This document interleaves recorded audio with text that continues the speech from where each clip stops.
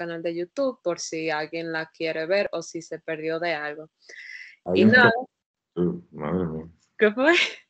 No sabía que había un canal de YouTube. Ah, sí, te voy a mandar nuestro user para que te suscribas.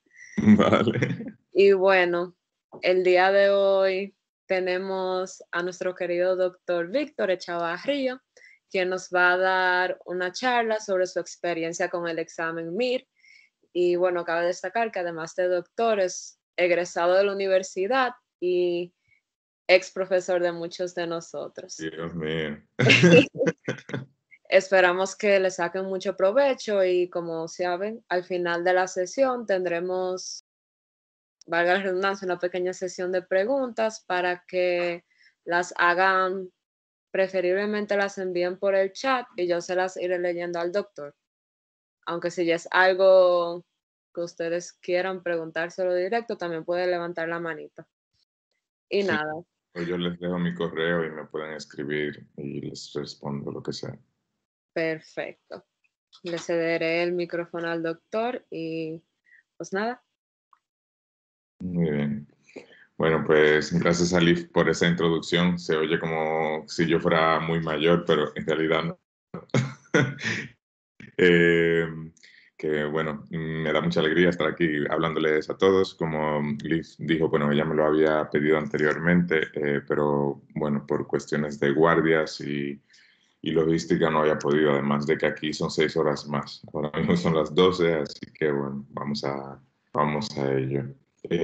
Bueno, imagino que quien está en la charla es porque está interesado en algún momento en presentarse a algún examen internacional para hacer la especialidad, si lo que quiere es ser médico especialista en algún lugar. Y bueno, el examen MIR no es más que el examen que da la oportunidad para entrar a la formación sanitaria especializada en España.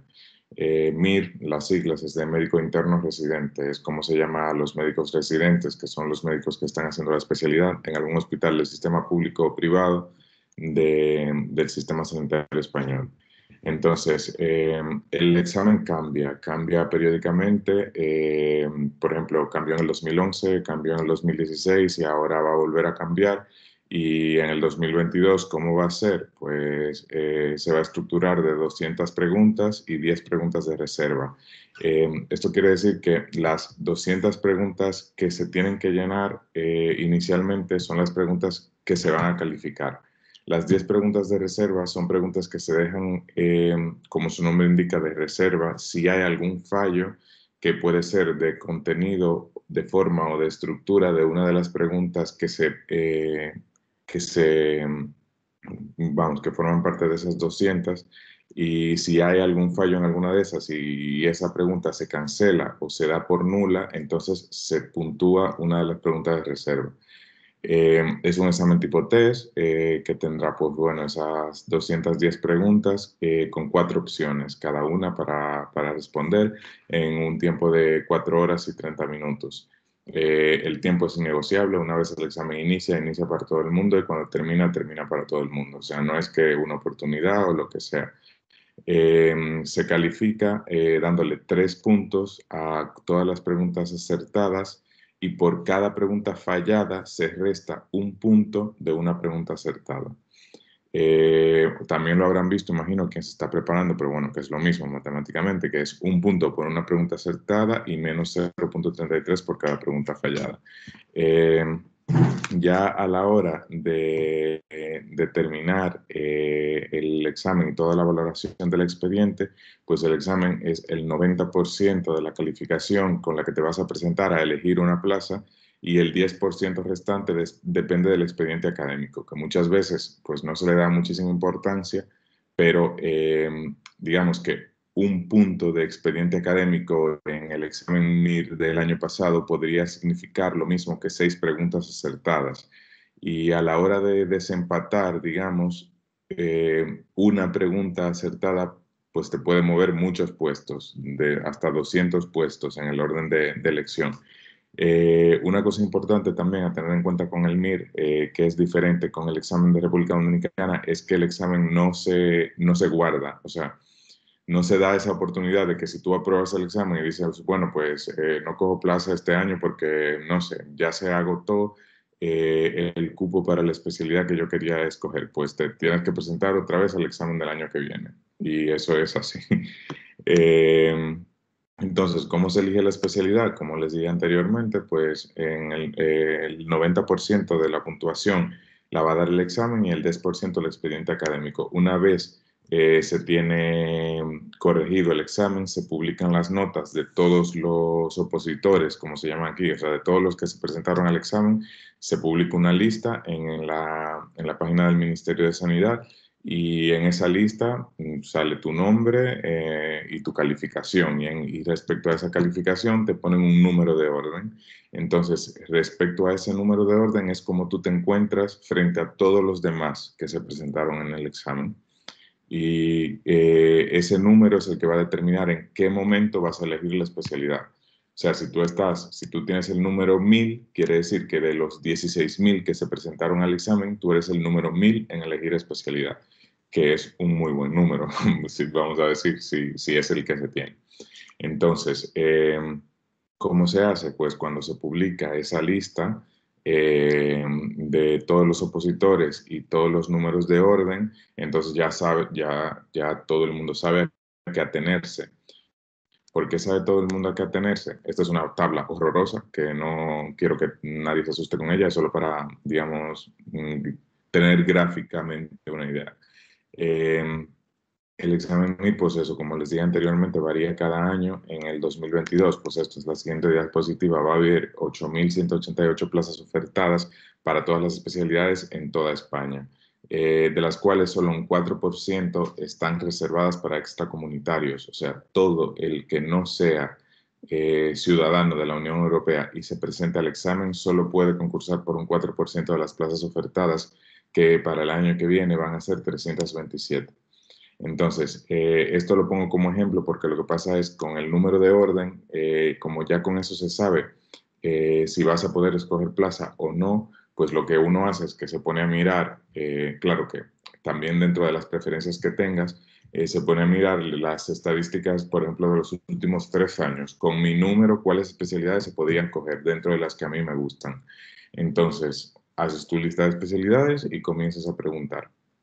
El año pasado, esto es importante verlo, el año pasado el cupo para extranjeros, que eran 320 plazas en total, se acabó en el número de orden 5.665, pero esto con 20 incomparecencias, o sea, hubo 20 personas que decidieron no escoger plaza por la razón que fuera y por eso se acabó ahí, pero normalmente se acaba en menos, se acaba sobre el 4.000. Digamos que no es una cifra despreciable y que tampoco tiene que ser algo que les asuste. Lo digo así porque, o sea, yo sé que implica muchísimo sacrificio y que en verdad cuando uno se dedica a estudiar un examen como este, pues no entrar en un primer momento, pues puede llegar a ser muy duro. Esa fue mi situación. Yo hice el examen un año y en el primer año lo aprobé, pero no entré porque el cupo se agotó antes de mi número y en el segundo año, pues sí. Entonces,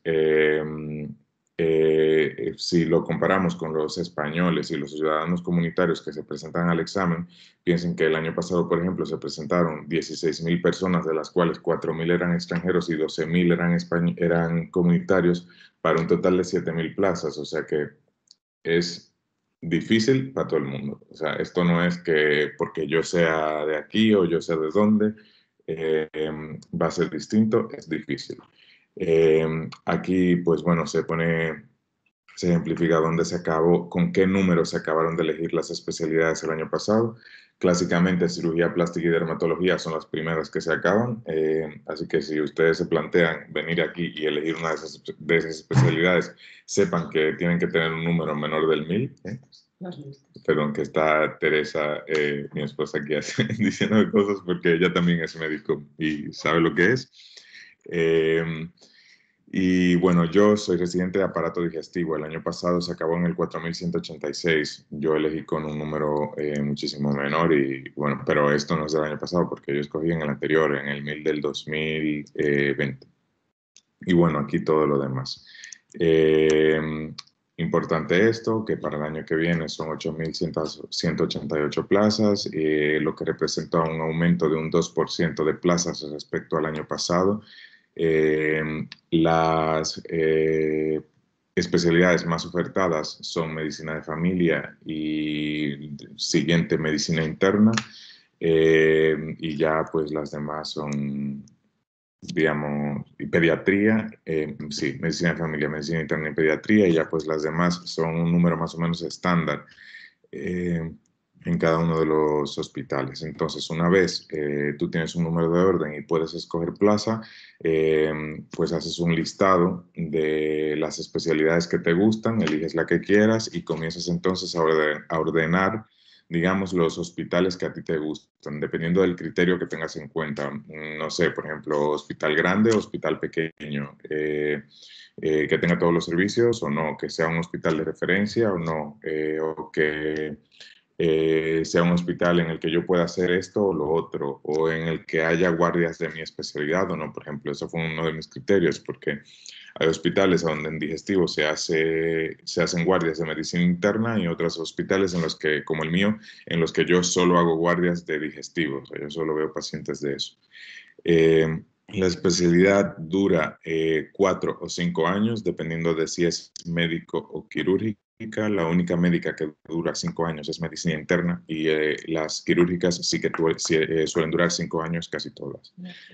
¿Qué? Menos cine, que dura solo 4. Entonces, cosas importantes sobre esto, pues bueno, ¿qué tengo que organizarme para saber si quiero venir a hacer el MIR? Pues lo primero es básico, pero es así, hay que haberse graduado. Y bueno, terminar todos los estudios en nuestra universidad. Tenemos el beneficio de estudiar en la Pucamaima, en la Pontificia Universidad Católica Madre y Maestra, y es una universidad reconocida por el sistema educativo español, que no va a tener uno ningún problema con la documentación siempre y cuando pues hagas todo como se tiene que hacer. ¿Qué es lo que tienes que hacer? Pues una vez graduado, con toda tu documentación que va a incluir no solo el título, sino título, récord de nota, informe de internado, de pasantía, y un informe de asignaturas teórico-prácticas, o sea, un informe que dice como cuáles asignaturas fueron teóricas y cuáles prácticas. Todo eso lo tienes que llevar al Ministerio de Educación Superior y tienes que legalizarlo. Una vez legalizada toda la documentación, que les recomiendo que sean háganse 3 expedientes originales al menos porque los van a utilizar. Y para que no tengan que estar repitiendo el mismo proceso constantemente, pues se lo hace todo de una sola vez. Se legaliza todo. Una vez legalizada toda la documentación, tiene un costo, creo que son de 200 pesos cada documento que se legaliza. Bueno, luego hablo de costos un poco. Se tiene que apostillar toda la documentación. La apostilla es una distinta forma de legalización que hacen los ministerios de Relaciones Exteriores de los distintos países, que se suscriben a un acuerdo que se llama el Acuerdo de la Haya, que reconoce internacionalmente la documentación, y República Dominicana es parte, o sea que eso tampoco es ningún problema. Eso es ir con toda la documentación legalizada, apostillarlo en el Ministerio de Relaciones Exteriores.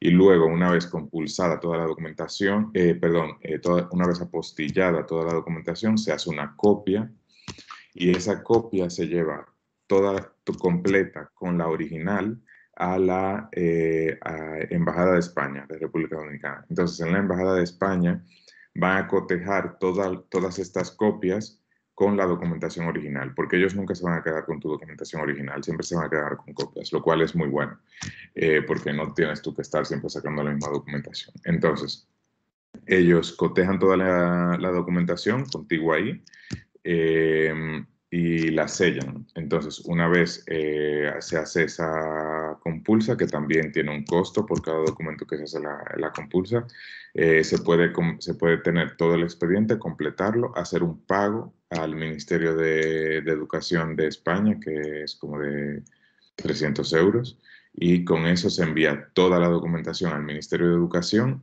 para la convalidación del título. La convalidación del título puede variar, pero por lo menos las personas con las que yo he hablado, mis compañeros y todos los que han venido de la Pucamaima, tarda un año, más o menos. Así que si uno se quiere presentar en el MIR del 2024 y te graduaste en el 2022, hay que comenzar a hacer todo inmediatamente te gradúas para mandar a la convalidación. ¿Por qué? Porque sin haber convalidado el título no te puedes presentar al examen. Además de que para el visado, quien no sea ciudadano comunitario y tenga que requerir un visado, como en mi caso, por ejemplo, si vas a pedir un visado para venir a España como estudiante para presentarte al MIR, no te lo dan sin tener una convalidación del título, porque es la prueba de que tú vienes a eso, vamos a decirlo en palabras prácticas. Y bueno, ya una vez hecho todo este papeleo, pues te comienzas a preparar para el examen. Que puede empezar antes, desde antes de todo esto, pero primero hay que ir haciendo las cosas por pasos. Entonces, la preparación al examen, mi recomendación personal, y creo que te lo recomendaría a cualquier persona, siendo español, comunitario, extranjero o de donde sea, es que te inscribas a una academia, porque el examen MIR es un examen estandarizado, con sus características, con sus mañas y sus detalles que quien lo conoce bien te lo va a enseñar. Entonces, digamos que es un examen que depende mucho de tu conocimiento de la medicina, pero que también tiene un componente muy importante de saber hacer el examen. Que eso lo tienen todos, lo tiene el de República Dominicana, lo tiene el USMLE, lo tiene el de México, lo tiene el que te vayas a presentar. Tienes que saber a lo que te vas a enfrentar.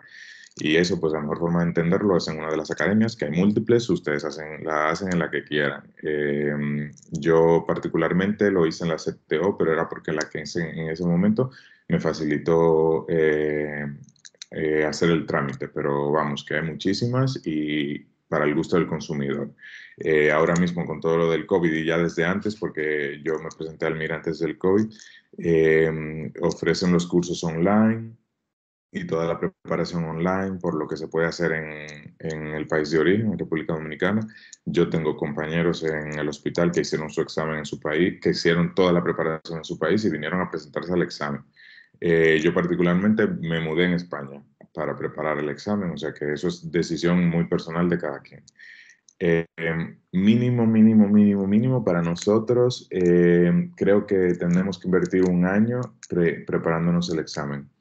Y muchos dirán, bueno, pues yo creo que en 4 meses me lo preparo y no le quito la razón. Creo que hay personas que podrán hacerlo, pero piensen que las personas, los españoles que se presentan al MIR, desde que están en tercero de la carrera, que dura 6 años, igual que allá, están preparándose para el MIR. O sea, ellos están todo el rato preparándose para el MIR. Eh, entonces, nosotros jugamos en desventaja, digamos, por conocer menos el examen, por lo que hacer un año de preparación yo no lo veo como una locura. La clave para probarlo es estudiar muchísimo, porque te van a preguntar cosas de todo, desde, no sé, estadificación de tumores hasta medicina preventiva, que nosotros, por ejemplo, esas cosas no las estudiamos.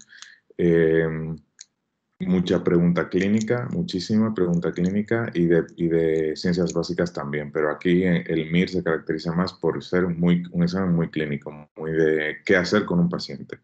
Y eso pues hay que aprender a hacerlo. Y luego hacer muchas preguntas también te ayuda a repasar muchísimos conceptos, porque el MIR tiene tendencias, o sea, hay temas clichés que se preguntan todos los años y que conocer ese tema a fondo, pues te va a asegurar una pregunta correcta en el examen, sí o sí, todos los años. Digamos que, por ejemplo, en digestivo sabes que te van a hacer una pregunta de cirrosis, sí o sí, todos los años. De cardiología sabes que te van a hacer una pregunta de insuficiencia cardíaca todos los años. Entonces, conocer el examen haciendo muchísimas preguntas de todos los temas de cada año. Es una preparación de un año, como les digo, mínimo, desde mi punto de vista, y es una carrera de resistencia. Eso es algo que yo le he dicho también a varias personas, o sea que hay que organizarse bien, saber cómo preparárselo. Digamos que no puedes querer saberte todo en el primer momento, que hay que hacer un primer barrido de todo el material en el que te ves todo y haces resúmenes, luego a partir de los resúmenes estudias, cada vez que fallas una pregunta repasas, era la técnica que yo utilizaba al menos, y me venía súper bien. Esto también es de hablar de la experiencia personal, de que si yo fallaba una pregunta que iba de hemorragia digestiva alta, pues yo me leía todo el tema de hemorragia digestiva alta y no solo el tema puntual sobre la pregunta que fallé. Eh, pero esto, que hay que saber cómo organizárselo porque llega un punto en el que uno se puede cansar y la cosa es que no te puedes rendir, o sea, que el momento real y final y el momento que lo define, que lo decide todo es cuando tú estás ahí sentado con tu papel en el frente. Y eso es ya después de haber estudiado muchísimo, de haber hecho muchísimas preguntas y por lo tanto, no sé, hay que perseverar mucho y motivarse todos los días y decir, mira, esto hay que seguir y seguir y seguir y seguir y ya está. No perder de vista el objetivo. Y si tu objetivo es hacer una especialidad y tener una buena formación médica, pues yo creo que venir aquí es una buena opción, sabiendo que no es, digamos, el paraíso médico. O sea, quiero decir, trabajo en un hospital que es muy bueno, en el que yo tengo acceso a todo y me va muy bien y me gusta, pero trabajo muchísimo, pero muchísimo. O sea que la, la idea de que se trabaja quizá menos no es así. Y, y luego, bueno, Tere aquí está diciéndome que hable del pago. Bueno, no es un pago espectacular, pero está bien. Está bien. O sea, vamos, no, comparado con Estados Unidos, claro, pero comparado con República Dominicana, está muy bien. Entonces, esto es más o menos algo estimado que hice esta tarde, porque yo no recuerdo todo muy bien, pero estos son los costos más o menos. Bueno, en República Dominicana, pues lo de la legalización que les hablé serán como 200 pesos por cada documento, luego la postilla que es 600 por cada documento y luego compulsar, que es eso, más o menos cuando yo lo hice, no sé si esto ha variado. Sí que vi lo de la legalización y la postilla, pero lo de compulsar no lo vi. Las academias, pues depende de la academia que te apuntes y del curso que quieras hacer. Hay cursos que van desde los 1.000 euros hasta los 4.000 euros y eso pues depende de lo que cada quien se pueda gastar. Eh, pero como les digo, yo creo que es algo que vale la pena. Creo que las academias tienen formas distintas de pago. No hay que hacer una cosa del pago de todo en un solo momento. Y se puede asumir, ¿eh? Se puede asumir vamos, se puede. Eh, y el MIR, inscribirse en el examen son 40 euros, no es lo mínimo, y hay una documentación que se tiene que hacer aquí, pero creo que no es el momento para hablar de eso, pero es mínimo. Lo único que sí que tienen que saber, que tienen que tener aquí, como les digo, lo de hacer 3 copias al menos del expediente original, no es por vicio, es porque cada vez que vayan a hacer inscripción al MIR, colegiarse en un colegio de médicos, comenzar a trabajar en el hospital y todo lo demás, siempre van a tener que presentar su expediente y tener un original nunca está de más. Y luego, si deciden venir a vivir en España, como hice yo, pues como en todos los sitios, depende de dónde vayas a vivir. Si te vas a vivir a Madrid, pues tienes que contar con un presupuesto bastante importante. Madrid, Barcelona, País Vasco, cualquiera de esos sitios, Valencia, que son ciudades cosmopolitas y grandes. Si te vas a una ciudad medianamente pequeña, plan Salamanca, Burgos, no sé cuál otra es preparación del MIR, alguna ciudad de Andalucía, eh, pues puedes compartiendo un piso y con los gastos, tener un presupuesto de más o menos unos 600 euros al mes. Y eso es pensando en ciudades baratas, porque aquí las cosas cambian muchísimo dependiendo de a dónde vayas a vivir. Eh, y bueno, eso es más o menos mi resumen. Ahora mismo yo soy R2 de aparato digestivo, como lo llaman aquí, que es gastroenterología. Aquí las especialidades clínicas, a diferencia de en República Dominicana, no te exigen, no son troncales, o sea, no tienes que hacer medicina interna para entrar, solo haces el primer año de medicina interna, que fue mi caso, por ejemplo, que hice medicina interna de infecciosas durante el primer año y ya desde el segundo año en adelante pues estás en tu especialidad directamente, que yo ahora mismo estoy en digestivo. Esto fue la noche que salí del examen. El examen normalmente es en invierno, enero, febrero, Hace un frío que te mueres. El día de mi examen en particular, en mi experiencia, llovió muchísimo y hice el examen mojado y con frío, pero bueno, salió bien. Y estas son mis compañeras mis coerres, son R12 ahora, junto conmigo, en el Hospital Universitario Marqués de Valdecilla, que es un hospital de referencia en España para aparato digestivo. Está en la ciudad de Santander, que es en el norte. Y eso, yo estoy contento con mi experiencia.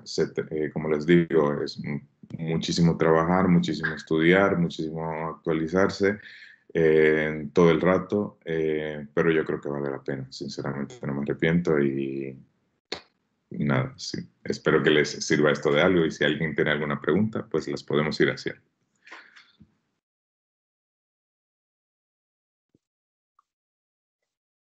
Muchas gracias, Víctor.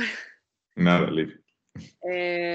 Bueno, en realidad, de mi parte personalmente, y sé que de muchos compañeros, para nosotros es un orgullo todo lo que has logrado y porque sentimos que estuvimos ahí desde el inicio Sí. y nada, estamos muy agradecidos de que hayas compartido tu experiencia con nosotros. Por lo que veo, las preguntas van a ser directas de los estudiantes, entonces ahora mismo Camila Nasir tiene una pregunta. ¿Puedes hacerla, Camila? Hola, Hola. en primer lugar me encantó la charla. Y en segundo, entonces, por ejemplo, a mí me interesa endocrinología. Yo no tendría que hacer los 4 años que aquí hacen de medicina interna. No, aquí las especialidades clínicas ni las quirúrgicas, ninguna son troncales. ¿Qué quiere decir esto? Que, por ejemplo, en República Dominicana, para tú hacer cualquier especialidad clínica como endocrinología, cardiología, digestivo, eh, reumatología, tienes que hacer primero 4 años, bueno, 3 ahora de interno, ¿no? Aquí solo haces el primer año de medicina interna pero distribuido en distintas rotaciones. Por ejemplo, yo hice urgencias, medicina interna como tal e infecciosas. Y luego te vas directamente a tu especialidad. El programa varía entre hospitales y entre comunidades autónomas, pero la idea en general es que el primer año estás rotando y que a partir del primer año, del segundo estás ya en tu especialidad. Ok, gracias. Y lo otro que le iba a preguntar era que, por ejemplo, en internet yo puedo buscar academia para el MIDE o algo así y ya. Sí, hay distintas. A ver, yo no quise hacer publicidad porque no me pagan.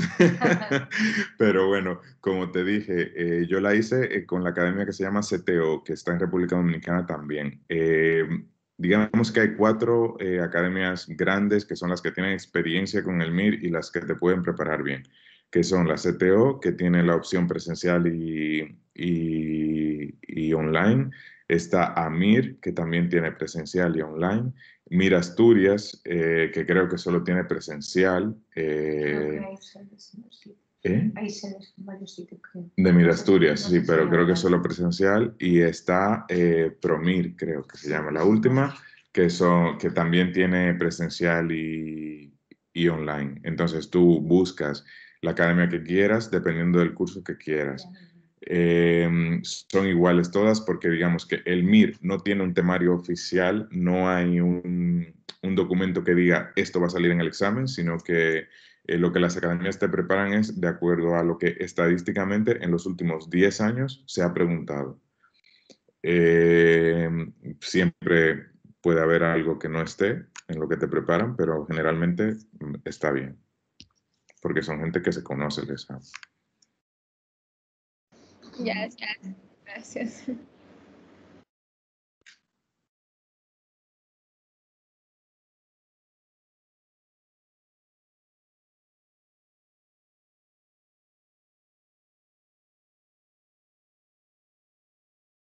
Si alguien más tiene una pregunta, puede levantar la manita o enviarla al chat.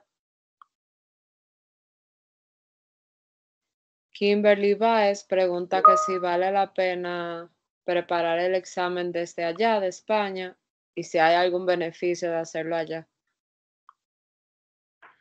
A ver, desde mi punto de vista, creo que sí que vale la pena, a ver si yo lo hice.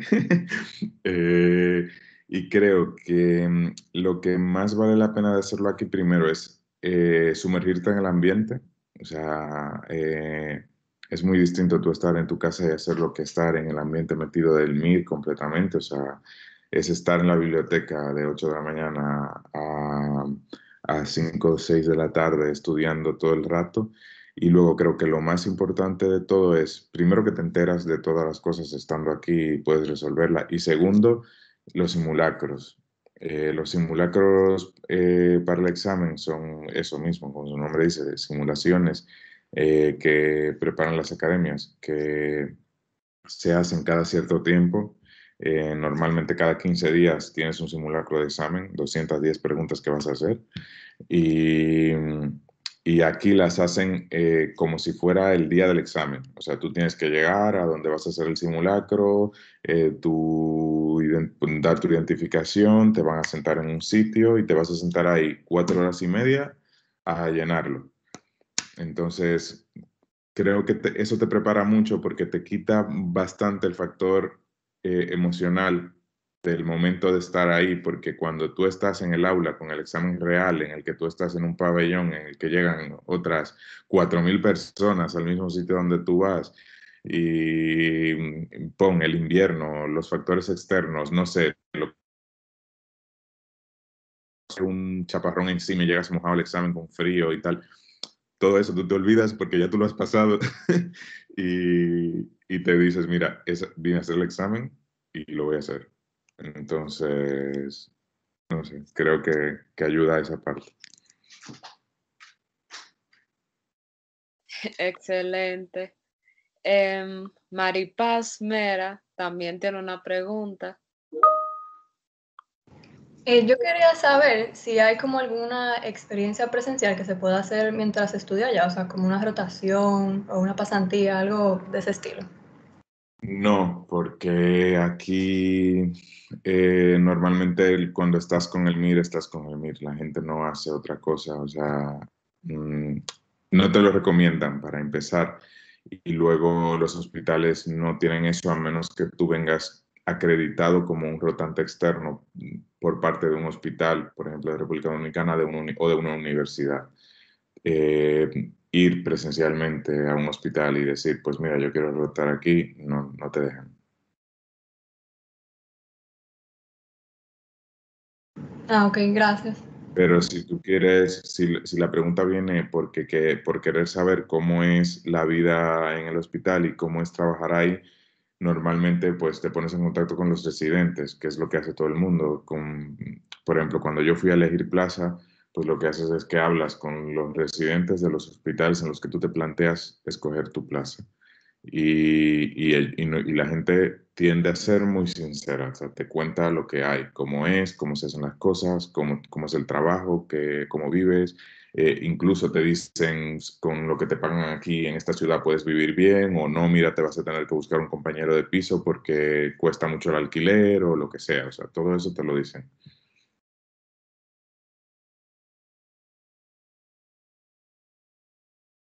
Perfecto, gracias, Víctor. Nada. No sé si alguien más tiene alguna pregunta.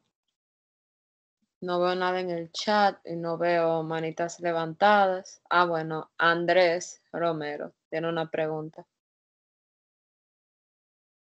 Hola, profe. Hola, Andrés. Una pregunta.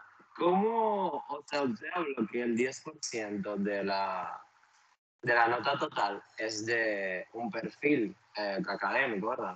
Sí. ¿Y cómo se impulsa ese perfil académico? No se No, está es el viendo. expediente académico, es Exacto. tu nota, tu récord de nota. Ok. Bueno, el récord de nota aquí se valora en base a 10. Es un trámite simple, es meterte en una página del Ministerio de Educación, meter asignatura por asignatura con la nota que te ponen en tu universidad y llevar eso al ministerio con una copia original de tu récord de nota y ya te lo hacen. Y luego los honores académicos también puntúan extra. O sea, si tú tienes, si te gradúas con honores, los honores al menos de la Pucamaima, hablo de la Pucamaima porque yo no sé de ninguna otra universidad, te puntúan extra también. Muchísimas gracias, profe. Ah,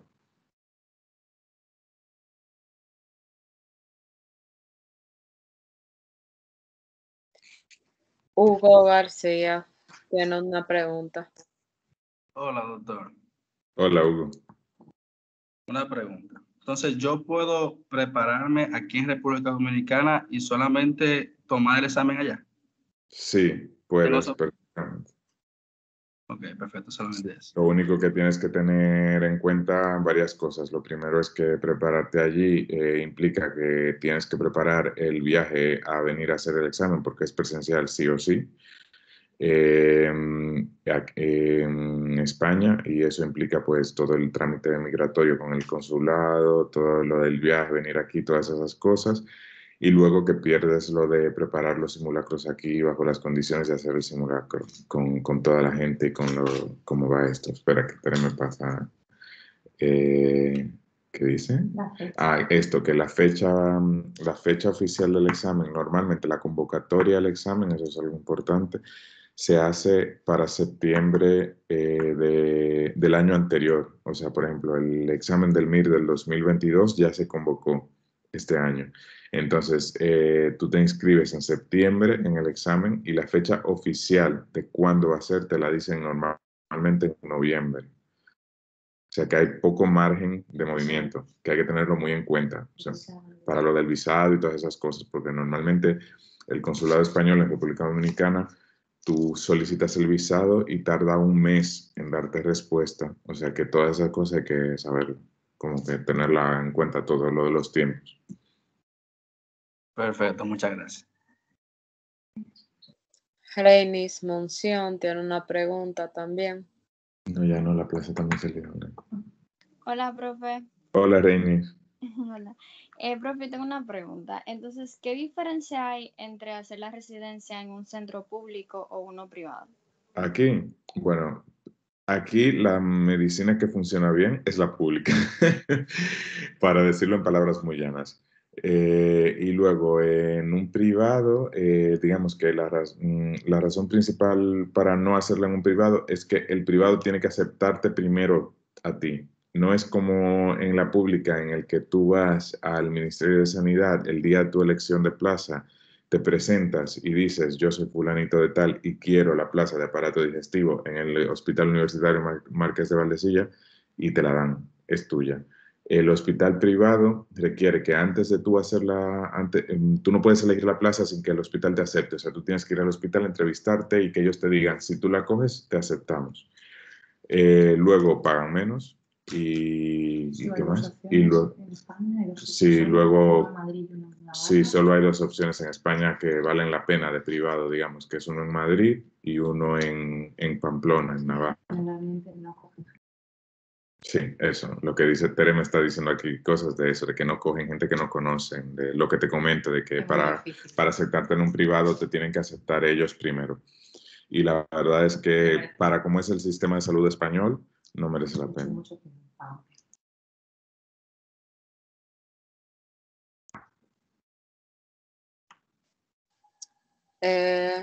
¿Alguien más tiene alguna pregunta, comentario o algo?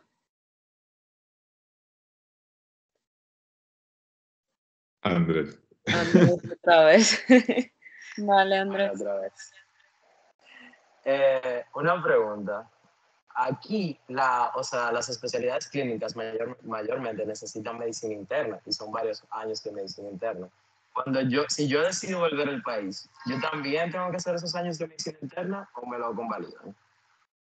Bueno, tengo entendido hasta cuando vine, porque es hasta el momento en el que yo me informé en República Dominicana, que si hacías la especialidad en España podías volver a República Dominicana y ejercer, te convalidan el título. pero te convalidan el título como lo que eres. O sea, por ejemplo, yo iría como médico especialista en gastroenterología, no podría decir medicina interna y gastroenterología, porque no he hecho medicina interna. Eso. O sea, República Dominicana es de los países que tiene acuerdos institucionales con España que permite eso.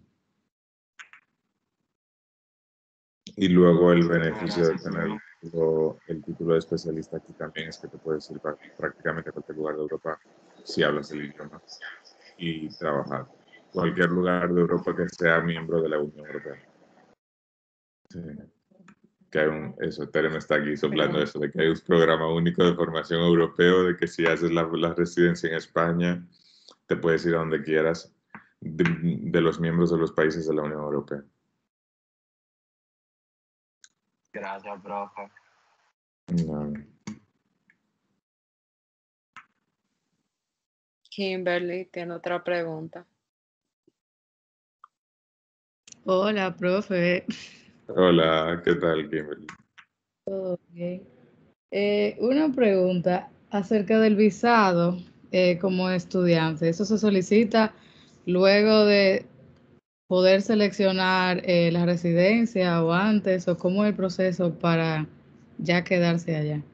Estos son distintas cosas, pero bueno, el importante es el que te dan en República Dominicana, que para eso lo que necesitas es tener el título convalidado, entre otras cosas, pero lo más importante es el título convalidado y claro, demostrar que tú vas a venir aquí a hacer una preparación para un examen, que te has inscrito en el examen, todas esas cosas.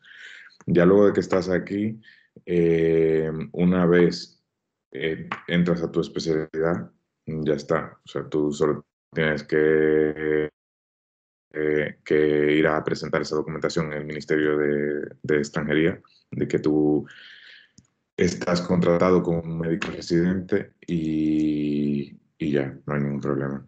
Cada año te renuevan la tarjeta, una tarjeta de residencia que tienes. Pero te quedas como residente, o sea, como es una residencia temporal por trabajo y estudio, no, o sea, una vez terminas la especialidad, una vez acaban esos 4 años, tienes que tener o un contrato o, pues bueno, haber buscado otro modo de quedarte aquí, que es básicamente casarte con alguien de aquí. Pero no, lo normal es eso, realmente tú te buscas un contrato y hay contratos y ya con eso te puedes quedar. Lo único que a tener en cuenta también para lo migratorio es que una vez tú vives en un país miembro de la Unión Europea por más de 3 años, puedes solicitar la residencia por arraigo social, pero los años del MIR no cuentan para eso. O sea que el tiempo que realmente cuenta es el tiempo después del MIR para solicitar la residencia, que vas a estar trabajando y no hay ningún problema. O sea, trabajo para los médicos hay, de sobra, de sobra.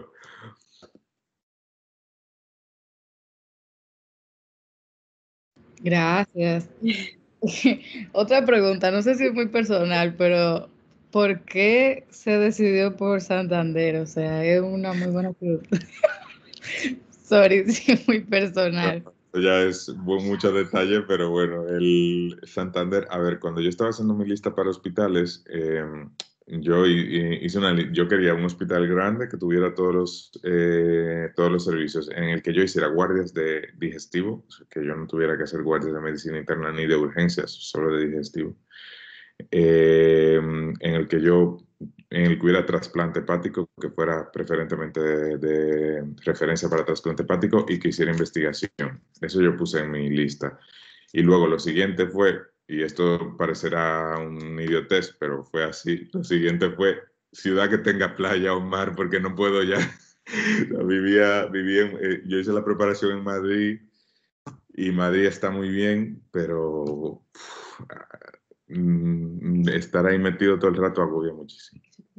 Claro, y yo dije, me voy a un sitio que tenga mar. Y luego otra cosa que puse en mi lista fue un sitio donde con mi sueldo de residente yo pueda vivir tranquilamente y sin tener que compartir piso con nadie y ya está. Entonces dije, pues hago una lista de ciudades y comencé así, le di la vuelta a España, toda la costa.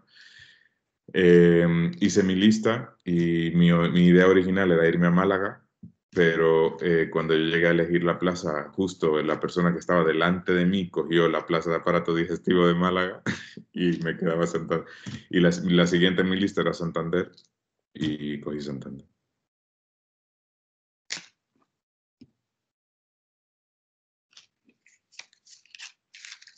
Gracias. Nada. Bueno, no sé si quedan más preguntas, pero yo sé que ya es un poco tarde para Víctor. Pues sí. Usted nos puede dejar su correo, como mencionó, para si alguien tiene alguna pregunta, ponerlo tal Eh, vez en la no me, descripción del video o algo. me dice que para escribir en el chat solo se deja si eres miembro de Teams. Ah, creo que no se lo va a permitir como tú no tienes una cuenta, porque nosotros tenemos nuestra cuenta a través de la universidad. Ok. La tuya es, o sea, Nada, estás te como lo invitado. escribo a ti por WhatsApp, Liv, y tú ponlo en el chat. Está bien.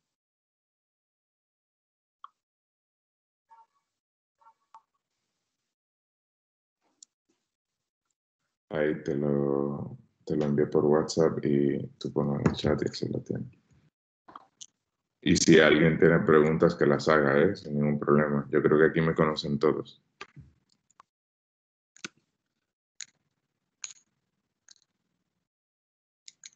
Bueno, el correo ya se está enviando al chat, no sé por qué está durando tanto, pero nada, de parte de ADEMET, Víctor, y de todos los estudiantes aquí presentes, te quiero dar las gracias por tomar de tu tiempo, que yo sé que no es mucho, para hablarnos sobre tu experiencia y nada, te felicitamos por todos tus logros hasta ahora y sabemos que Dios mediante tendrás muchísimos más. Aquí tú sabes que tienes muchísimos, un equipo de apoyo y que nada.